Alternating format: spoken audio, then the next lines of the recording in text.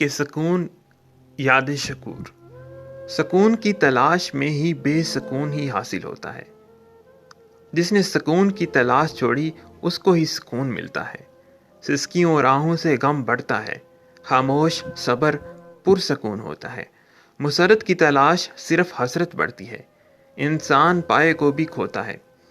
इसकी तशरीह वो कुछ यूँ करते हैं कि इंसान सुकून की तलाश करता फिरेगा तो वो बेसुकून ही होगा, क्योंकि सुकून किसी चीज़ का नाम नहीं है। जो हासिल हो जाए सुकून तो अपने ही अंदर है, और अगर आप बाहर की जद्दोजहद तलाश में लगे रहोगे तो मज़ीद बेसुकून हो जाओगे।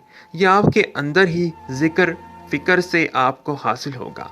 अपने गमों को रोना या किसी के आगे अपनी बेसुकूनी का इजहार करना, इससे मज़ीद बेसुकून हो जाओगे, क्योंकि गम बांटने से गम बढ़ता है। अगर आप अपने अंदर अल्लाह की याद और ज़िक्र को बढ़ाकर सब्र से खड़े हो जाओगे तो खुद बहुत ऑटोमेटिकली आप पुरसकून हो जाओगे। शाकिर निमाना लिखते हैं, और क्या खूब लिखते हैं।